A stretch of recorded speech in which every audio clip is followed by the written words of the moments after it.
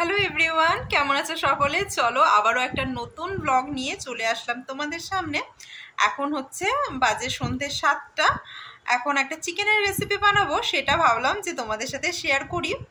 আসলে এটা একটু অন্যরকম, প্রেশার কুকারে বানাবো, কোনো কষানো টষানো কিচ্ছু ঝামেলা নেই, আর খুবই চটজলদি হয়ে যাবে। তো তোমরা রেসিপিটা যখন তোমাদের দেখাবো তখনই বুঝতে পারবে। আর এটার সব থেকে বেশি যেটা তোমার কি বলবো স্পেশালিটি, সেটা হচ্ছে তুমি এটা উইদাউট অয়েল এক ফোঁটা তেল ছাড়াও রান্না করতে পারবে, বা ঠিক 1 চামচ সর্ষের তেল দিয়েও এটা রান্না করতে পারবে। এটা খেতে অসাধারণ হবে। আর 1 চামচ তেল দাও কি না দাও, তোমার ওপরে যখন মাংসটা রেডি হবে ওপরে কিন্তু তেল ভাসবে। আমার কথাটা মিলিয়ে নিও। তো চলো আমার সাথে দেখতে থাকো রেসিপিটা। আর এই সানডেতে আমি কিন্তু এই চিকেনের রেসিপিটা করেছিলাম, কিন্তু সেদিনকে ভিডিও করা হয়নি, কারণ পুরো রেসিপিটা আমার নিজের মস্তিষ্ক প্রসূত যাকে বলে আর কি, মশলাগুলো আমি নিজের আইডিয়াতে দিয়ে করেছি আর কি। ওই জন্য প্রথমবার এক্সপেরিমেন্টটা করে নিচ্ছিলাম কেমন হয় খেতে, তারপরে তোমাদের সাথে শেয়ার করবো। ওই জন্য সেদিনকে কোনো ভিডিও করিনি, কিন্তু খেতে এত ভালো, এত অসাধারণ হয়েছিল, তাই ভাবলাম আজকে ভিডিও করে তোমাদেরও দেখাই। তো দেখো, প্রথমেই আমি মিক্সচার জারে এই 1.5 চামচ মতো সর্ষে নিয়েছি, আর নিয়ে নিয়েছি 1 চামচ পোস্ত। এটা একটু জল দিয়ে ভিজিয়ে রাখতে হবে, তাহলে কিন্তু ভালো পেস্ট হয়ে যাবে, একদম মিহি পেস্ট হবে। একটু জল দিয়ে হালকা ভিজিয়ে রাখি। আর এর মধ্যে একটা কাঁচা লঙ্কা, নুন, মিষ্টি সব কিছুই দেবো, কিন্তু শুধু এটা না, এর মধ্যে পেঁয়াজ, রসুন, আদা একবারেই সব দিয়ে পেস্ট করব। তো চলো চিকেনটা ধুয়ে নিই। যতটা চিকেন আনা হয়েছে তার আমি হাফটা পরিমাণ নিলাম, 500 গ্রাম মতো হবে। আর অলরেডি ফ্রিজে কিছু বোনলেস চিকেন ছিল 200 গ্রাম মতো, তো সেটাও ভাবলাম এর সাথে মিক্স করে দিই, আর কতদিন ফ্রিজে রেখে দেবো। তো এই দেখো পেঁয়াজ, রসুন আর এই আদাটা আমি দিয়ে দেবো। কি খাচ্ছ তুমি? দেখাও একটু। গরম পড়েছে তাই কি খাচ্ছ?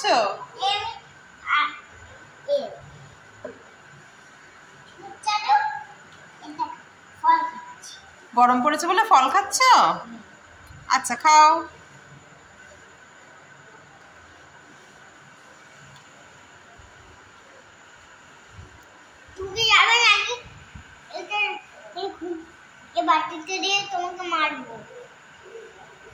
তো আজকে হচ্ছে বুধবারের ব্লগটা তোমাদের সাথে শেয়ার করছি। আর আমার ডায়েট প্ল্যানের আজকে 7 নম্বর দিন। তোমাদের সাথে যে বলেছিলাম 10 দিনের চ্যালেঞ্জ নিচ্ছি আমি। তো ভাবলাম যে চিকেন মা অফিস থেকে ফেরার সময় নিয়ে আসলো, তো এখন তাই জন্য ভাবলাম আজকে কিছুটা করি, আবার রেখে দেবো, পরের দিন করব। তো দেখো এই যে সব একসাথে নিয়ে আমি পেস্ট করছি। একটা লঙ্কা দিচ্ছি মোমোকে খাওয়াবো বলে, তোমরা আরও 2-3টে দিয়ে দেবে, বেশ ভালো টেস্ট হবে। কিন্তু আমার পরে ঝাল লাগছিল না বলে আমি আবার একটু গোলমরিচের গুঁড়ো দিয়ে খেয়েছিলাম। তো এখানে আমি একটু নুন আর 2-4 দানা চিনি দিচ্ছি, সর্ষেটা তাহলে তিতকুটে হবে না সর্ষে বাটার সময়। অবশ্যই তোমরা হয়তো জানোই নিশ্চয়ই যে একটু নুন, তারপরে কাঁচা লঙ্কা, চিনি এইসব দিয়ে কিন্তু পেস্টটা করতে হয়।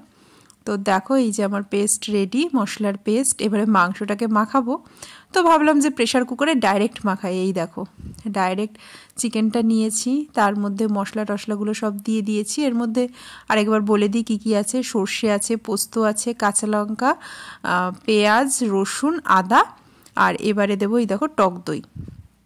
তোমরা চাইলে কুচি কুচি করে টমেটোও এর মধ্যে দিয়ে দিতে পারো, আর এর মধ্যে চাইলে তেল দিতেও পারো, নাও দিতে পারো। আমি কিন্তু 1/2 চামচ মতো সর্ষের তেল দিয়েছিলাম। দিয়ে এটা তারপরে হলুদ গুঁড়ো, কাশ্মীরি লঙ্কার গুঁড়ো সব দিয়ে কিন্তু এটা ঘন্টাখানেক মাখিয়ে রাখতে হবে।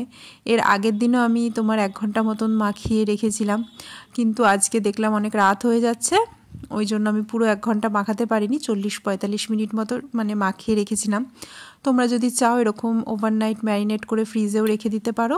তবে ওভারনাইট ম্যারিনেট করলে না নুন হলুদটা দেবে না, তাহলে একটু প্রবলেমেটিক হয়ে যাবে। নুন হলুদটা রান্নার 1 ঘন্টা আগে দেওয়া ভালো বলেই আমি মনে করি। তো কালারটা আমার একটু কম লাগছিল বলে আমি আবার হলুদটা দিয়ে দিলাম। তো এখন ভালো করে মাখিয়ে ঠাকিয়ে প্রেশার কুকারেই রেখে দেবো। হ্যাঁ, তো এইরকমভাবে আমি শুনেছি নর্মাল চিকেন কারি সর্ষে পোস্ত ছাড়াও হয়, তো ভাবছি আরেকদিন সেইটা ট্রাই করে দেখব।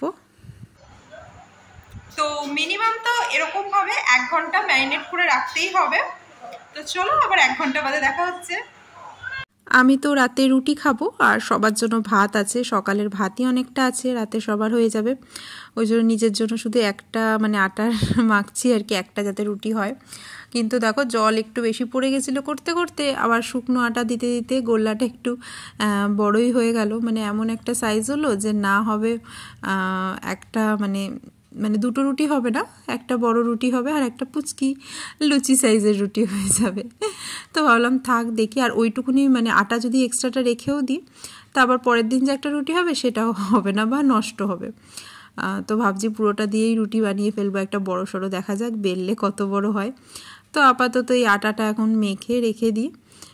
তো বিয়ের প্রথম প্রথম জানো আমার রুটি একদম হতো শক্ত পাঁপড়ের মতো, আমি মানে কত চেষ্টা করতাম ঠিক করার, কিছুতেই কিছু হতো না। কিন্তু আস্তে আস্তে দেখলাম এখন মোটামুটি ভালোই এখন রুটিটা হয়, যেরকম সেরকমভাবেই মানে বানাই না কেন। তো স্যালাডের জন্য দেখো গাজর, তারপরে টমেটো, ক্যাপসিকাম, পেঁয়াজ সব কুচিয়ে নিলাম। কোনো সবজি আজকে নেই তাই ভাবলাম স্যালাডটাই বেশি করে খাই। নুন, গোলমরিচ আর লেবুর রস দিয়ে মাখিয়ে এটা রেখে দেবো। একটু লেবুর রস নুন দিয়ে বেশ খানিকক্ষণ আগের থেকে মাখিয়ে রাখলে সবজির থেকে মানে একটা জল বেরোয় আর সেটা হেভি টেস্ট হয়। তোমাদের দাদাভাইয়েরও খেতে খুব ভালো লাগে সেই জুসটা, যেটা লেবুর রস আর নুন মেশানো আর তারপরে স্যালাড থেকে যে বেরোয়, মানে হেভি লাগে খেতে। তো দেখো এই যে এখন প্রেশার কুকারটা মানে ধরিয়ে এটা কমিয়ে রেখে দেবো। এটা কিন্তু বাড়াবো না, এরকম কমিয়ে কমিয়েই এটা রান্না হবে। তো চলো মাংসের গ্যাসটা অন করে দিয়ে এসে আমি এখন এসে বসলাম। আর ওটা মানে আমি একদম কমিয়ে রেখেছি, কারণ ওতে কিন্তু আমি কোনো জল টল কিচ্ছু দিইনি। তো মাংসটা যেহেতু কষানো হয়নি তাই জন্য জলও দিইনি, জল দিলে তো মানে টেস্টটা খারাপ হয়ে যাবে। তো মানে ওইটা কমানো অবস্থাতেই 10 মিনিট রেখে দেবো, 10 থেকে 15 মিনিট। তো তার মধ্যে যদি সিটি এসে যায় তো ভালো কথা প্রেশারে, আর যদি না আসে তখন গ্যাসের ফ্লেমটা বাড়িয়ে 2খানা সিটি দিয়ে নেব। যদি 10 মিনিট অলরেডি চলে আসে তাহলে কিন্তু আর ফ্লেম বাড়ানোর কোনো দরকার নেই। যদি না আসে তখন আবার বাড়িয়ে 2টো সিটি দিয়ে আবার কমিয়ে ওটা আরও 10 মিনিট মতো রেখে দেবো। মোটামুটি 15 থেকে 20 মিনিট, হ্যাঁ এর মধ্যেই হয়ে যাবে। এবারে এক একটা প্রেশার কুকারের এক এক রকম কোয়ালিটি বা মাংসের একরকম কোয়ালিটি। আমি যেহেতু বেশিরভাগ তোমার ঠ্যাঙের মাংস নিয়েছি, তো মানে পায়ের দিক থেকে, তো সলিড পিসও আবার আছে, আগের দিনের ওই সলিড পিস কিছু ছিল। তো ঠ্যাঙের মাংস যেহেতু বেশিরভাগ নিয়েছি তো ওগুলো 20 মিনিটে কিন্তু হয়ে যাবে, আগের দিন আমার হয়ে গেছিলো। আর যদি না হয় তো তখন দেখা যাবে কি করব। তো চলো দেখো এখন 20 মিনিট ওয়েট করি, তারপরে দেখাই তোমাদের কি রেজাল্ট আসলো। তো আমি প্রায় 15 মিনিট পর এসে দেখলাম হালকা হালকা সিটি আসছে, তখন আমি গ্যাসটা কিন্তু বাড়িয়ে দিলাম, হয়তো আরেকটু কিছুক্ষণ কমিয়ে রাখলেও সিটি চলে আসতো।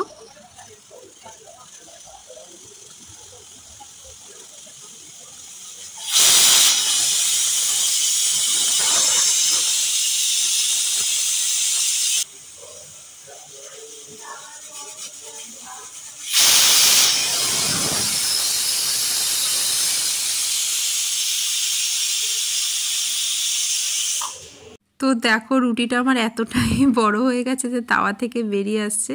তো কোনো ব্যাপার না, যাই হোক আমি একসাথে করে নিলাম, শুধু শুধু একটু আটা নষ্ট হতো রেখে দিলে, তাই একসাথেই দেখো রুটিটা করে নিচ্ছি। আর রুটির আটাটা কিন্তু সঙ্গে সঙ্গে মেখে খাওয়াই মানে স্বাস্থ্যের পক্ষে ভালো। আমরা পেরে উঠি না বলে ফ্রিজে রেখে খাই, সেটা একদমই উচিত না। সঙ্গে সঙ্গে মানে যতগুলো রুটি লাগবে সেই আন্দাজ আটা মেখে সঙ্গে সঙ্গে খেয়ে নেওয়াই কিন্তু ভালো। তো দেখো এখন মোটামুটি রুটিটা করতে পারি, কিন্তু আগে সত্যি রুটি করতে এত অসুবিধা হতো, কত চেষ্টা করতাম তাও কিন্তু রুটিগুলো মানে ফুলতো না। আজকেরটা তো একটু বড় হয়ে গেছে বলে চাটুতে ভালো করে সেঁকতে পারছিলাম না, তাও কিন্তু নরম হয়েছে। কিন্তু আগে রুটি পুরো মানে একদম ক্রিস্পি টাইপের হয়েছে, তো জানি না কেন এত চেষ্টা করেও হতো না। তো এখন গ্যাসটা আমি নিভিয়ে দিলাম আর এটা মানে স্টিমে হবে। তো চলো আমার তো অলরেডি খুব খিদে পেয়ে গেছে, জামা কাপড়গুলো মেলে দিয়ে আসি আগে ওপরে গিয়ে, তাই না? তো চলো জামা কাপড় মেলা হয়ে গেছে, এখন দেখি কি হলো। আর আজকে একটু বেশি বেশি খিদে পাচ্ছে, জানি না কেন, বিকেল থেকেই খুব জোরসে খিদে পেয়ে গেছে। বিকেলেই জামা কাপড়গুলো কাচলাম, মানে সন্ধেবেলায় ওয়াশিং মেশিনে, তো কোনো প্রবলেম হবে না, জল তো পড়বে না, ঘর দিয়ে মেলে দেবো। তো দেখো এই যে আমি মানে ঢাকনাটা খুললাম আর এই রকম দেখতে হয়েছিল। তো দেখো জল টল তো এক্সট্রা কিচ্ছু দিইনি, তাও মানে অনেক ঝোল বেরিয়েছে। তো ঝোলটা কিছুটা শুকিয়ে নেব, তোমরা একদম শুকনো শুকনো করে খেতে পারো, রুটির সাথে কিন্তু খুব ভালো লাগবে। তো আমি পুরোটাও মানে শুকাইনি, একটু অল্প ঝোল রেখেছিলাম। তো এখন অন্ধকারে ধোয়ায় তোমরা দেখতে পাচ্ছ না। তো এই ফটোটা দেখো, জাস্ট কি সুন্দর হয়েছিল না দেখতে। আর দেখে মনে হচ্ছিল উপর দিয়ে যেন তেল ভাসছে।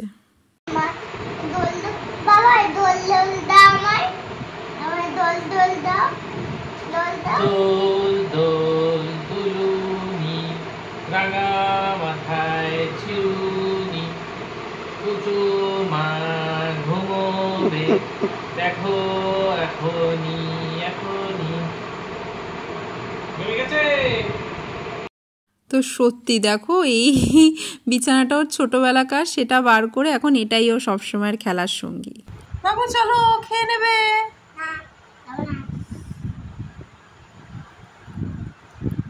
আসো আসো, বেরিয়ে আসো। তো এবার তো মানে গরম গরম চিকেন টেস্ট করার পালা।